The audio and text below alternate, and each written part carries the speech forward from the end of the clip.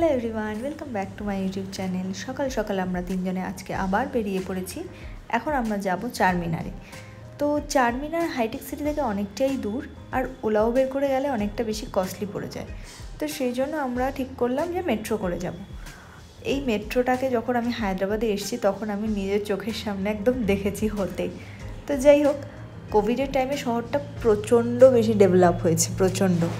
কোভিডের টাইমে আমি হায়দ্রাবাদেই ছিলাম, তখন আমার জব হায়দ্রাবাদে ছিল।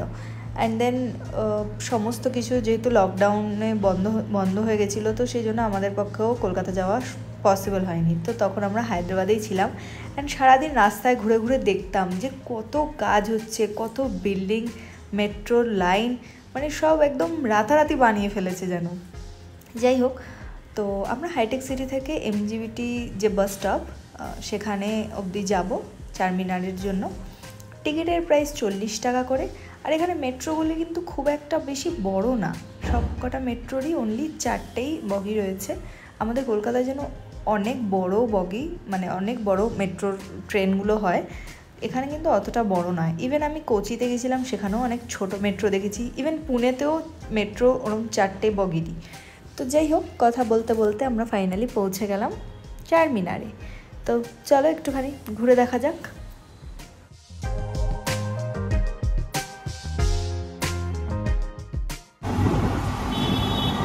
ভালো হয়েছে, দিনের বেলা এসেছি, বেশি ক্যাজরা লোকজন কম থাকবে, বল? হ্যাঁ, দিনের বেলা এসেছি, ক্যাজরা লোকজন কম হবে। একটু বাঙালি ভর্তি থাকে, কি করে ওরা বিজনেস? ও আচ্ছা, যখনই হয় চারমিনারের পাশে বাঙালিতে ভর্তি।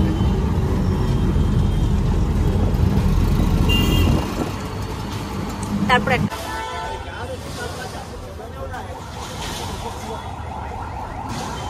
ভালো করে তোর ভিডিও করছি, ফুটেছে উপরে। আমরা যখন হায়দ্রাবাদে ছিলাম তখন আমরা চারমিনারে প্রচুর বার আসতাম। মানে এখানে খুব ভালো ভালো খাবার পাওয়া যায়, স্পেশালি কাবাব, বিরিয়ানি, এগুলো ভীষণই মানে অথেন্টিক ওয়েতে পাওয়া যায়।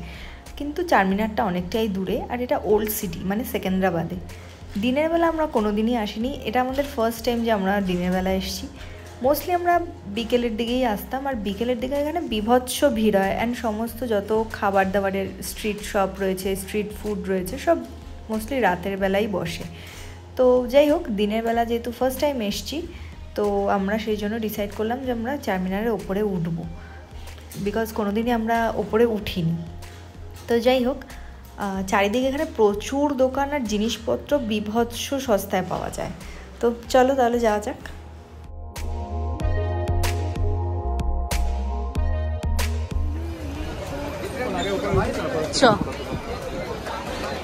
লোকের ফটো বম্বিং করতে আমার ভালো লাগে না, তো এটা অসভ্য তো, তাই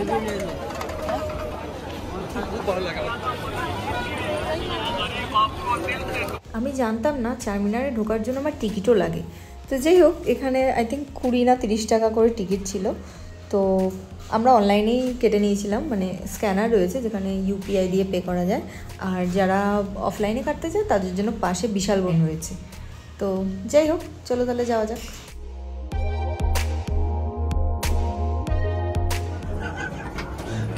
কারা এরা উঠতে পারে না? ওদের কারোর বয়স হয়।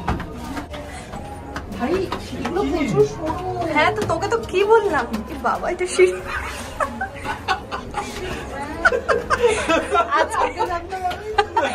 কেন তুই কি আছিস না? আশ্চর্য, সমস্যাটা কোথায়? আরে ধুর, সর্বনাশ পিঠা ভাই, সিঁড়ি শেষ হচ্ছে না। আরে উপরে ওঠনা নেবে, কেমন ভিতর ডিম। কিচ্ছু হবে না, চল তো, তোরা না একটা সব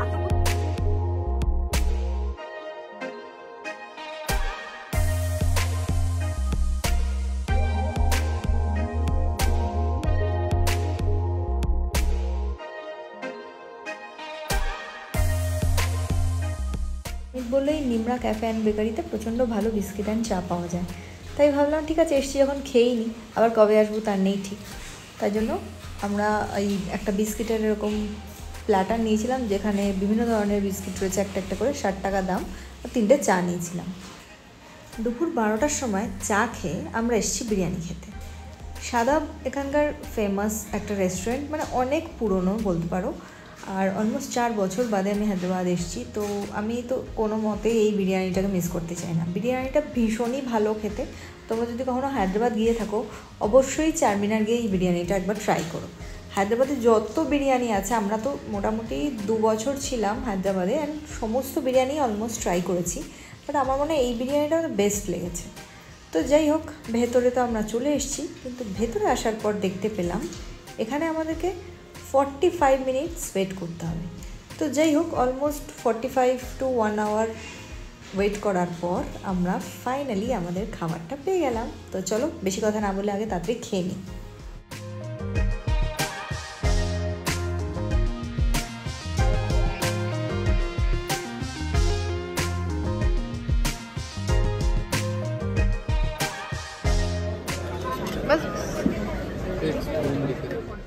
ভালো করে খাওয়া দাওয়া করার পর আমরা ফাইনালি বেরিয়ে একটা জুম কার বুক করেছিলাম। তো সেই গাড়িটা নিয়ে আমরা এখন যাচ্ছি স্ট্যাচু অফ ইকুয়ালিটি দেখতে, যেটা হায়দ্রাবাদের নতুন বানানো হয়েছে, অ্যান্ড অমিত আমাকে সেখানে নিয়ে যাবেই ওটা দেখানোর জন্য। তো যাই হোক, সেই জন্য আমরা ভাবলাম যে ঠিক আছে চলো যাওয়া যাক। তো জুম কারটা বুক করে আমরা এখন স্ট্যাচু অফ ইকুয়ালিটি দিকে যাব। কিন্তু তার আগে অমিত আমাকে ওর অফিসের পাশে একটা জায়গায় নিয়ে এসছে, যেটার নাম হচ্ছে খাজাগুড়া হিলস, যেখান থেকে নাকি খুব ভালো সানসেট ভিউ পাওয়া যায়। বাট সানসেট অবধি অপেক্ষা করার আমাদের টাইম নেই, বিকজ আমার আজকে রাত্রেই চলে যেতে হবে, রাত্রের ট্রেন। তো যাই হোক, তাহলে চলো যাওয়া যাক খাজাগুড়া হিলসে।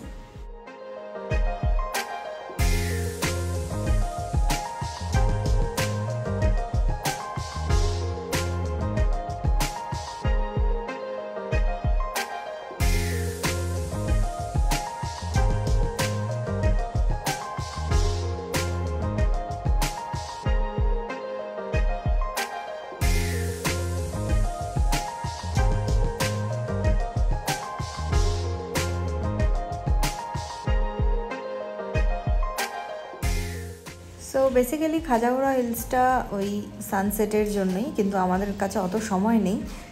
তো সেই জন্য আমরা এখন যাচ্ছি স্ট্যাচু অফ ইকুয়ালিটির দিকে। তো চলো তাহলে যাওয়া যাক।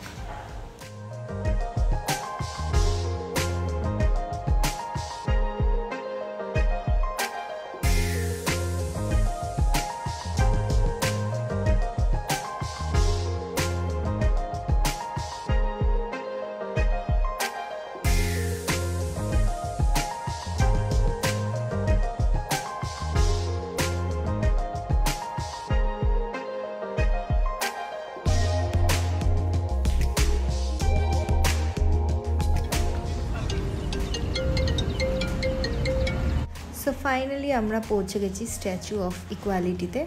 এখানে ঢুকতে নাকি 200 টাকার টিকিট লাগে, মানে জাস্ট ভাবতেই পারছি না। যাই হোক, 200 টাকার টিকিট কেটে ঢোকাটা আমি মনে করিনি যে ওয়ার্থ ইট। তো সেই জন্য আমরা বাইরেটাই ঘুরেছি। ভেতরে বেসিক্যালি মন্দির রয়েছে, মন্দির দেখতে যাওয়ার জন্য 200 টাকার টিকিট মানে জাস্ট আনবিলিভেবল। যাই হোক, জায়গাটা হচ্ছে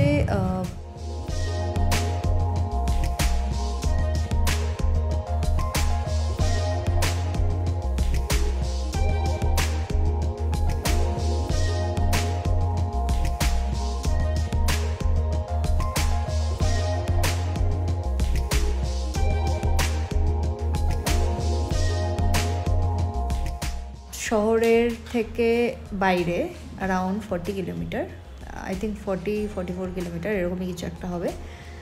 তো যাই হোক, এমনি সুন্দর বানিয়েছে, কিন্তু 200 টাকা দিয়ে ভেতরে ঢুকিয়ে দেখাটা doesn't make any sense. Anyways, এটা আমার পার্সোনাল ভিউ, তোমরা চাইলে তোমরা ঢুকতেই পারো। তো যাই হোক, এখানে আমরা বেশিক্ষণ ছিলাম না, কারণ কি আমাদেরকে আবার ফেরত আসতে হবে। তো সেই জন্য আমরা বেরিয়ে গেছিলাম।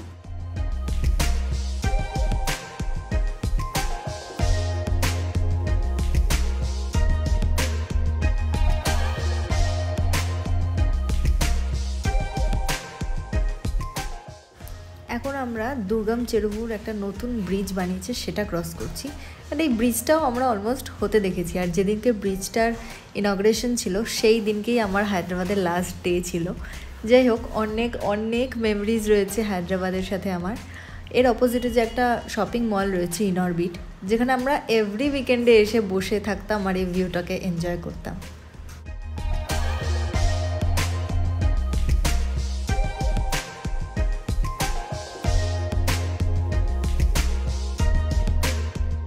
আসার পর থেকে অমিত বলছিল নীলোফারে চা খাওয়াতে নিয়ে যাবে। আমি বলছিলাম হায়দ্রাবাদে এসেছি, ইরানি টি খাবো না, তা কি হয়? তো সেই জন্য আমরা চলে এসেছি নীলোফার নামে এই চায়ের শপটাতে। ভিড় দেখে বুঝতেই পারছো যে কতটা ক্রাউডেড, আর এখানে মানে বসার জায়গা পাওয়ার জন্য মোটামুটি 30 থেকে 35 মিনিট লাইনে দাঁড়াতে হয়।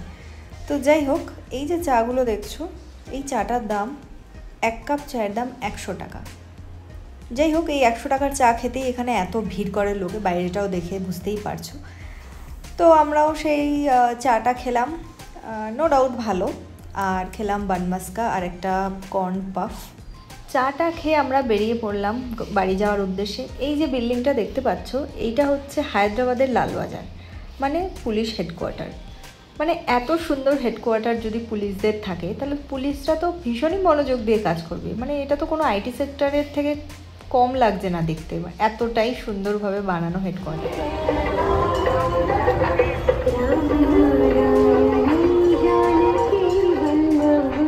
সকাল থেকে সব কিছুর মাঝখানে একটা জিনিস আমার বারবার মনে হচ্ছিল যে আজকে রথ, একবারও জগন্নাথ দেবকে দেখলাম না, একটা রথও দেখলাম না। এখানে তো খুব একটা সচরাচর দেখতে পাওয়া যায় না, কিন্তু ওই যে মন থেকে যদি তুমি কিছু চাও তাহলে সেটা ডেফিনেটলি পূরণ হয়। আমরা ক্যাফে নীলোফার থেকে বেরিয়েই জানতে পারি যে ওখানে সামনেই একটা জগন্নাথ দেবের বড় মন্দির রয়েছে, যেখানে রথও দাঁড় করানো রয়েছে। তো সেটা জানার সাথে সাথেই আমরা একবার, যতই দেরি হয়ে যাক না কেন, একবার জাস্ট সেটা দেখার জন্যই মন্দিরের দিকে গেছিলাম। অ্যান্ড ফাইনালি রথের দিন এই ইচ্ছাটাও পূরণ হয়ে গেল। অ্যান্ড আজকের ভিডিওটাকে তাহলে এখানেই এন্ড করছি। ভালো লেগে থাকলে please do like, comment, share and subscribe my YouTube channel. দেখা হবে আবার অন্য একটা ট্রাভেল ব্লগ নিয়ে। Till then take care and bye by.